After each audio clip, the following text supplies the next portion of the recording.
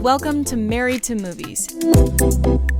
Industry insiders John Russell and Tracy Kring live and work happily in cinematrimony. They're sharing behind-the-scenes adventures of writing, producing, and appreciating films. Good morning, babe. Good morning, babe. How you doing? You know, I'm so happy. I was looking for something, an SD card. Okay. Which my house used to be full of SD cards. Mm-hmm. They're kind of irrelevant now. Right. And I opened up a box I haven't looked in years, and I found the match to several of my earrings. Oh, that's great. Somehow I had split these pairs up. Mm-hmm. It was like 3 of my favorite pairs of earrings, and I love these little idea ones, the They're little very cute. light bulbs. Exactly. We were going through some other issues professionally, and you said, you know, we just need to take a minute and really appreciate the quality of our problems. That's true. The quality of our problems. I'm not one of those people who's like, well, you know, that's not a problem. That's an opportunity. You know, why are you thinking of things as problems? No, there are things that are problems. They have to be solved. They have to be figured out. Like, well, if you were doing, you know, puzzle, calculus. Yes. It's they call math problems. Yes, they are. They're problems. My brother climbs boulders, Mm-hmm. and all of the things they do are called problems. They are called problems. Because it's about solutions. Right. It's about, like, what is the best way to Figuring. figure this out, you know, to my benefit and to my safety.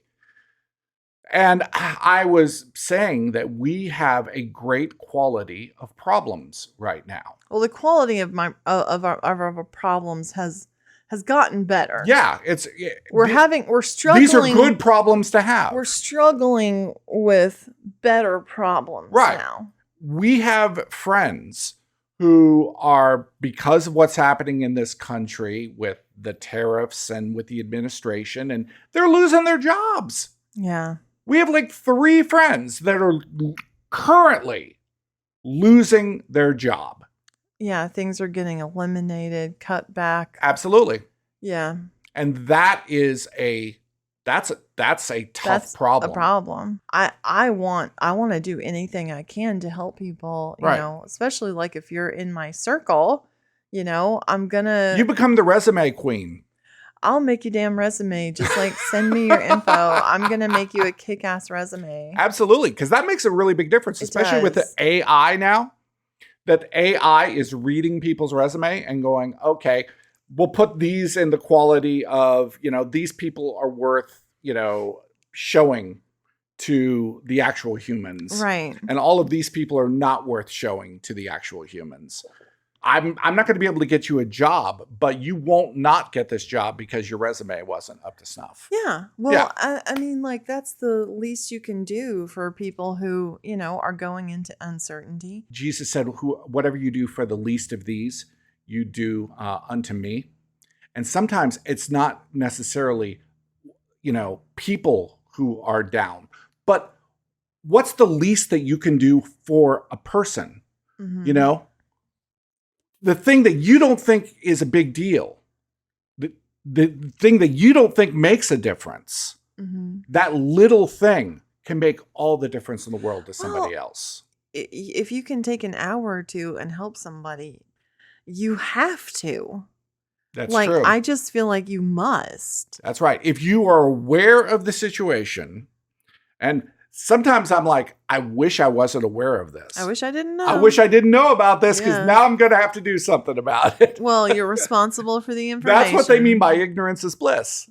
You know? Yeah. You're not responsible for anything. Not responsible. Exactly. Mm-hmm. But once you are responsible, once you've been told, once you have the information, you know, you have a responsibility to do what you can. If you want help with that, I'll help. I saw this thing that I thought was a really cool idea. A group of women would get together on Zoom and everybody would support each other in doing the thing that they hated to do or didn't want to do or were avoiding to do. Right. And I would love to do that with a group of people in my life. I think that's great. I mean, that creates a village. Now we have somebody who has a passport. Now somebody has a life insurance policy. Now someone has, closets that are workable, or I just thought of this, that the poor that you will have with you always, Jesus said, and he said, do for them what you can. But that's not just poor in money. Sometimes No. we're just doing poorly. Sometimes Yeah. we feel poor. Yeah. I feel like I have a lack right now. Mm-hmm. What can you do for me? Right. What can I do for you? Well, I would say lack of abundance. Lack of abundance. You know? I feel empty at the moment. Mm-hmm. Do for them what you can. Yeah. Oh, what a beautiful way to put it. That's not even saying that you've got to fix their problem. You can't. With all of the violence and political violence and people, just all the disagreement and discord in the world. Mhm. Discord is such a great way to put it, because it doesn't create, it's not creating make music. It doesn't create music. It is discordant. It's dissident. Shit. It's dissident. Yeah, the world is dissident. But it made me think of I don't know if here comes AI too. Mm-hmm. I don't know if we've ever really figured out how to live as a world. I think we're all still living like we're villages, and maybe it's gotten even more insular than that. Right. Where people are cutting out family now and cutting out friends now. I think what happens is, instead of living as a world, we create smaller and smaller and smaller villages. And this village, this is what we believe. And this village is this is what we believe. I don't know if even inside villages, I think at some point they had figured out how to live in a village. You had the guy who fixed everybody's shoes. You had the guy who shoot all the horses. You had the guy who built the houses with his friends. You had the guys who farmed. You had the guys who livestock. Absolutely. And everybody could coexist with each other. And I know there were disagreements. Sure. But everybody was so dependent on everybody else for everything. Right. If you wanted milk, you didn't want to fall out with the dairy. Right. You can't be doing that. Right. But you can now. But the thing about being in larger spaces, having a worldly mindset, the larger a city becomes, the more liberal it becomes, because you just meet more people and you become more open and you become, more diverse. Okay. That's just the way that it works. We saw a movie. It was on Shudder. And it's a movie I had heard about. This is I love horror movies. This is a really good horror movie. A lot of people are talking about it. Check it out. It ended up being an Australian horror movie. And boy, those Australians, man. Whew. They're rough. I mean, if you live in a messed up place, man. Well, if you live in Australia and everything in the country is trying to kill you. Yes. You have a different sensibility. Yeah, it doesn't really matter. To me, it's kind of like the sensibility that the Japanese have. Like, after Hiroshima and Nagasaki, their version of destroying everything is Godzilla. Well, yeah, it's like Godzilla, or it's like, giant tentacle monsters, obliterating, entire population. Level. Yeah, exactly. It's like their version of, because of what they've gone through, is so much crazier and weirder than our version. Our version is like, ooh. It's like, oh yeah, a guy in a hockey mask. Ghost. Yeah, exactly. Ooh. Right. So Dangerous Animals basically is about this guy who has a boat, and he's a serial killer, and he gets off on watching sharks eat people. Sharks, women. Yeah, mostly women. Well, yeah, he wants them to eat women. Yeah, he wants them to eat women. And chaos ensues. Well, here's the thing. I would say I really liked it. I thought it was. It was pretty good. But it reminded me of like Wolf Creek. Kind of vibes a little bit. Well, and you asked me if I liked it, and it just started to annoy me more and more. That the way that in horror, especially because you'll always have like the last girl. Right? The last girl. And the last girl is always the smart girl. She's the one that was smarter than everybody else. Yeah, but you're only allowed to have one. But see, by all of the other girls have to be very dumb. Listen, by definition, though, to be the last girl, you have to only have one. Well, you are the smartest. It doesn't mean everybody else needs to be dumb to prove that you're smart. Mm-hmm. Because look, she was dumb. Okay, this girl, she was traveling the country on the wide open road alone. She was an American in Australia traveling to surf. Alone. Yeah, she was like Bodhi from Point Break. She was, at night, she was standing with her back to a guy. Right. With a truck. Right. Well, mistake. Right. Get in your damn truck, wait for him to leave and do your shit. You're not going to stand out in an abandoned parking lot. There's a lot. Okay, there's with a lot. One dude there I understand at that. dark. I understand. There's a lot there. I understand. But people are not expecting predators at all times, at all moments of their life. I disagree. If you're a woman, you are. Mm-hmm. We are taught that. Mm-hmm. Okay? We are taught to have our keys between our fingers. Yeah, I know. That's okay. horrible. Yes. We are taught as on approach to a car to look under the car. Right. We are taught to park in light and close to the door. We are taught to get in our car as quickly as possible. I understand. Start the car. Look in the back seat. Okay. So we're taught all of this. Okay. So she was dumb. She gets captured. She gets thrown down into the. Okay. So there are 2 metal beds. Yeah. And there's already a girl down there. And there's already a girl down there, and they're handcuffed. Right. So she gets down there, and she's like, and this other girl has already been there. Has been there for days. She's been there. She's going to be the next one that they're going to feed to the shark. Pooping in a bucket. Yeah. You know, this pooping whole in the thing. bucket, girl. Yes. And this girl gets down there, and she's like, "Okay, well, like, what's the situation? What's going on? Do you have a bobby pin? Do you have something?" Because the smart girl is like, "Look, we need to get these handcuffs off." This makes me so angry because that girl who's been down there for so long is just completely given up. She's completely resigned. She's dying. She's tried nothing. Okay, I don't know if she's tried nothing. Well, I do because I don't know if she's tried nothing. She's wearing an underwire. Okay, that's the point. That's the point. And she hasn't even taken the underwire out of her bra. She's not even taken an assessment. So the smart girl goes, "Is that underwire?" And she goes, "Yes." And she takes her bra off and throws it to her. And the other girl is working on it. So your point was that in that 3 or 4 or 5 days or whatever the hell she was in there. What was she trying? I understand that, but not everybody is going to think of that. I think everybody is going to feel the need to try and save themselves in some fashion. I agree. You know, that girl did not get down there and she was like, "I've already tried." Right. You can't get your wrist out of there. I've already tried. Right. You can't do that. I've already tried. For her to get out of that was horrible. She had to bite her own thumb off. Yeah. Okay. Then she had to dislocate her hand, her wrist, and then pull it through. Which, anybody ever hear of degloving? Not good. Don't look it up. Don't look it up. Yes. But what I did appreciate the fact is that there was this guy who she had slept with and they kind of had a connection. And then she disappeared and he was looking for her. And he really tried to save the day and did not and got captured himself. And I appreciate the fact that he was trying to be the hero, but that she ended up having to be the savior. She ended up having to, be the one at the end. Solid film. Solid, fun film. No, it was fun. It was fun. That movie, Sacramento. Yeah, that was just kind of flipping through. And I'd heard of it.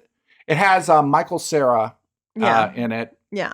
And that other kid. This other guy who has been in a ton of stuff. This really felt like I'm a famous person, I know famous people movie. Yeah. I can get famous people into my movie, my directorial debut. This one had another trope. Oh, yes. The going somewhere to drop off my father's ashes. Also, these man children. Oh, my God. They're really shitty dudes. Yeah, Michael Cera and the other guy, whatever. And somehow only attractive women like them. Yes, this is true. There were she was married to Kristen Stewart, who's amazing and fantastic. Kristen Stewart. She was? No, Michael Cera was Michael married. Cera was Yeah, married. yeah, Michael pardon me. Cera is married to Kristen Stewart. who's pregnant. Yeah. Yes. But, oh God, she don't like that guy. She thinks that guy is a joke. And he is. And I think that was kind of the point of the movie. No, where these but, guys were like if you lame. If you think that little, I mean, literally, she starts to like feel bad Right. and like get spotting as a pregnant woman. Right. And she goes to the hospital and does her shit, comes home. Right. He calls and then she tells him. And she says, because, I didn't tell you because, you're not good in these situations. Why are we with this guy? Why are we with him? It's very strange that the women who made very bad decisions about men in this film all had short bangs. Really? Yeah. Kristen Stewart has short bangs. And the girl who was good with the guy, Right. who said, you're a piece of crap, you're going to leave me. Right. Like you're not a hang around kind of guy. You're Right. a child. Right. She had a kid with him. He didn't know. He shows up all of a sudden. She's got short bangs. She's got short and bangs. she lets him back in her life. Interesting. It's like this, girls who chop off their bangs also pick bad dudes. They pick bad dudes. So is there a cause and effect here?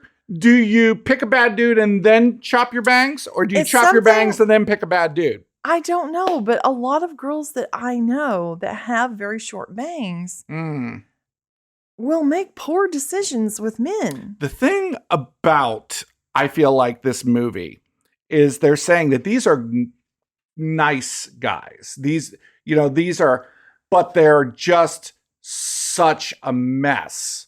But these women are like, I guess I got to fuck somebody. And they end up with them. It's really, really kind of sad and pathetic. It really is. Like, trust me, you would be better off with your dildo than the Michael Cera in this movie.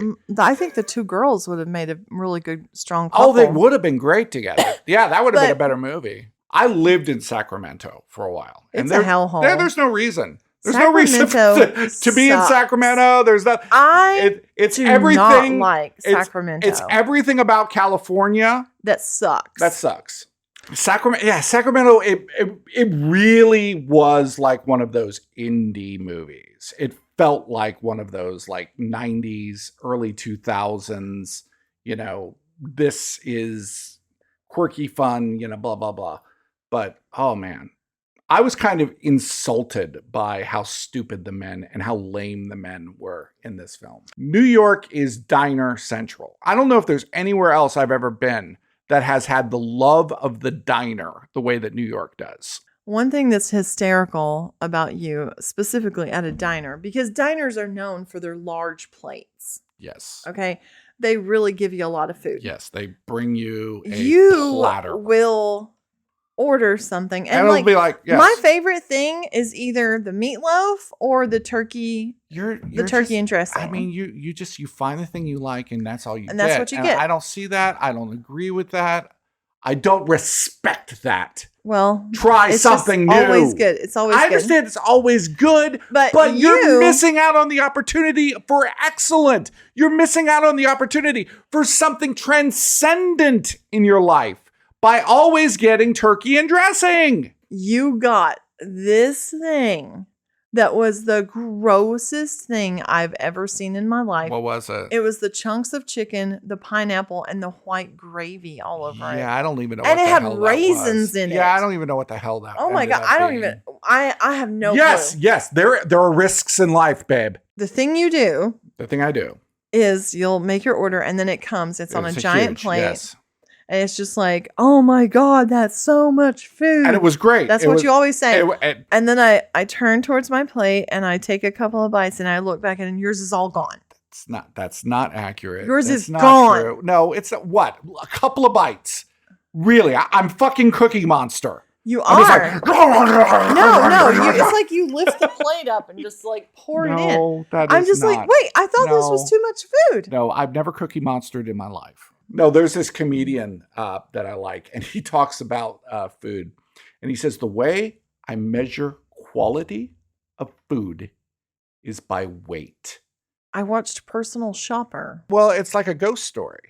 It is. And like she's a medium and her brother was a medium and who's a twin and he's died. Yeah.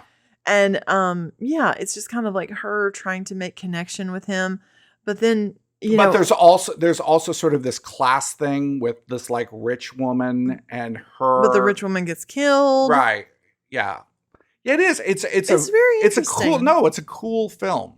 It's a cool film. I think one of the ways that you can, sometimes people are like, oh, I don't know what to watch. I don't know how to find things. Find an actor you like. We saw this movie called Anamorph with Willem Dafoe. Oh, right. It was like on Tubi. And it was like one of those films that's like, never heard of this movie. Trying really hard to be 7. Yeah. Really, really hard. It was like I think it was like an early 2000s movie or something. Unbelievable. It really wanted to be design. 7. Yeah. Unbelievable. I mean, the kills, the way that they set it up, and the idea is that when you looked at the kill, it would create like this piece of art. The serial killer was creating art. Right. But Scott Speedman was, he's like very much known for doing television now, but I remember him from Underworld, which when I saw the first Underworld, oh God, movie, he's like the main. Yes, the main he's the one that she's trying to help and kind of falls in love with, and he's like a good-looking guy that's trying to be deep, in this movie in Anamorph, and it just didn't. And I've never seen a movie that did not have an ending the way this movie did. Do you remember that movie Hideaway with Jeremy Sisto? Yes. And Alicia Silverstone and Jeff Goldblum? That was a Dean Koontz book. And I read the book. Is Lawnmower Man Dean Koontz too? No. Who's that? Well, okay. Lawnmower Man is based very, very, very loosely on a Stephen King short story. Oh, okay. But it has nothing, the same vibe. It has nothing to do. It's like that technology horror vibe. Yes, yeah. But Hideaway, don't watch Hideaway now because it's not good. The CGI in that is really truly unbelievably bad. It does not work. As a film, it's kind of a cool idea. Find your actor because the thing is that actor, like for example, Willem Dafoe, always does the interesting things. Interesting stuff, yeah. He's going to be in something, and the reason he's going to be in it is not necessarily that it's great. He's going to be in it because it's interesting. It's like weird. There's something quirky about it. Gary Oldman, Kristen Stewart, Willem Dafoe, go through their catalog, look at their IMDb, look up their movies if you've never seen them. And if you find someone that you love, that is a great way to watch movies. Untamed Heart came on. Yeah. Originally it was called Baboon Heart. That was the original name of that movie. It's such a strange little movie. It's such a strange movie. No, what's interesting about that movie is I feel like Christian Slater is playing like an autistic character before we really understood what autism was. Yeah, sure. But he's like, this is the 80s and 90s versions of incels. But they were sweet and they were people to be discovered who had interesting lives or who had taste in certain things. Well, Christian Slater kind of had that market, like in Pump Up the Volume. He was like the quiet, shy, afraid. The guys who didn't have girlfriends. Yeah. And then, he was, hard-hairy at night. But if you get to know them, they're actually really cool. Yes. Like sweet boyfriends. Yeah, but they're not sweet anymore. Imagine Pump Up the Volume, but he becomes alt-right. Well, I think Happy Harry Hardon would be talking about much different topics now. Exactly. Because we were still in the shadow of the 60s. Yes. Growing up, we were in the shadow of that. We were fighting the consumerism of the 80s. All of those other kids who were into Harry Hardon, and all of it was kind of like pre-goth mixed with a little bit of the 60s culture. Right. And another movie that we watched a little bit of that I hadn't seen in a long time was River's Edge. Oh, wow. And that's that same kind of thing. Man, Crispin Glover in that movie is so insane. He is chewing it up. He is so chewing the scenery in that movie. He is so insane. He is. And Dennis Hopper is like, he's like the grounding influence in that movie. That movie is crazy. It's such a great movie because that is all about sort of the desensitization. Desensitization. You got it. Desensitization of the American teenager. Becoming desensitized. Yes, just basically losing your soul, is really what that film is about.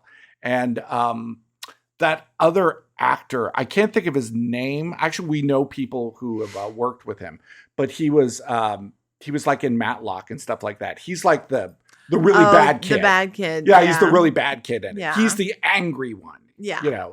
The one who kills the girl. Yeah. He's kind of like Of Mice and Men. He's kind of like that guy. Yeah, a little bit. He's like got Walking He does a Tall great vibes. job. He does a great job. I think Keanu Reeves does a great job. Keanu Reeves Ione a lot Skye. of shit. Oh, Ione Skye. Yeah, it's a great movie. And it has really interesting visuals and River's Edge, but very much exploring that same idea. It's not a John Hughes version of the teenage experience. Of the teenage experience, right. And like I miss teenage films like that. Mm-hmm. My Own Private Idaho and the Drugstore Cowboy and like the dirty teenage movies. Right. Kids. I mean, like that Whoa, that's really dirty teenage movie. No, I mean, I remember being traumatized by that film. Yeah. I think I was older when Harmony that film Korine, came. man. I was traumatized by that shit. It scared the fuck out of me. No, but I mean that movie really captured something. A moment. It did. It captured a moment, and it's not that moment is gone. It captures a moment that exists, a moment that people are living through. I think Harmony Korine does a great job of really shining a light. Once again, our deep, deep, deep love for Spring Breakers. Stupid people. Just a wonderful light on stupid people. Yeah. And not like hatefully. But not in a hateful way. No. Like this is what is important to them. Right. This is what they think. And if you think that it's society's fault that they think that's important, well, then you're now part of the storyline. This is interesting to think about because in Albany, New York, they call it the Democratic machine. They still have a lot of problems. You look around and you see the way that right off of downtown, the way they treat minorities, people, the way that the poor, the way they never get out of that situation, the way that they don't put money there at all. They will put all of the money into a certain area of town and on a certain street, and none of the money over here. Yeah. And don't give people the things that they need to grow. No, because bigotry isn't related to politics. It's a personal problem. It is. It's so you can have just as many bigot Democrats as you do bigot Republicans. I will always believe, though, in progress, which is why I am a Democrat and why I am a progressive. I always believe in progress. But, it's an indictment. It's an indictment that this city that has been run, by Democratic policies this long still has this much shit going on. Melania says be best, but I say let's just try with be better. Just maybe try to be a little better. Just a little bit better. Like yesterday, you and I had a fight. I handled something in a way that was very triggering for you. It was very triggering but for me. Once we kind of like both. But your point was that was my trigger and I needed to work on it. When you're made to feel stupid. But because it's a trigger for you, it may or may not be true. Right. what a person is saying or doing may or may not be true. Was their intention to make you feel stupid? Because you're sensitive to that in your trigger. And that is, and that's the whole game right there, is putting intention on other people. Yeah. It's like, well, obviously this is what you were thinking. Right. Well, if you're telling people what they're thinking, people fight wars over intent. You're screwed. In the midst of this, I was saying, well, like, let's both look at our triggers, because I certainly had a trigger in that situation of like feeling like I'm being told that I'm not doing enough. Right. Well, or doing it right. Right. Or something like that. Right. Like, yeah, right. You thought that I was, in kind of a backhand way, actually criticizing you. Yeah. I felt like I was being criticized. Which was not my motivation. No. And it was Once not again, my intent. It was not my intention to make you feel stupid. There you go. But this is both of our triggers at the same time happening. But we're both responsible to look at and trace those triggers. Right. It's not another person's job to fix that. Another person can't make you feel any way. I can't make you feel anything. You're feeling this. Right. And you can't make me feel inadequate. Mm-hmm. Right? Right. It's a feeling I'm creating. It's true. So, like, I took the time to say, like, let's both just like look at these triggers and realize these are our own. These are our issues that we personally have to. And if we both work on our own triggers, then maybe next time we won't shoot each other. I love hearing from people who listen to the show, and even if you disagree with it, man, feel free to, like, I don't know anything. No, well, that's not what it's about. It's not. We're not saying we know anything. This is just our perspective. I feel like there are people who just sit around and they listen to us to see if I can say desensitized. You said desensitization. See, I can't even say that. It's hard not to get romantic about movies. Thanks for listening to Married to Movies.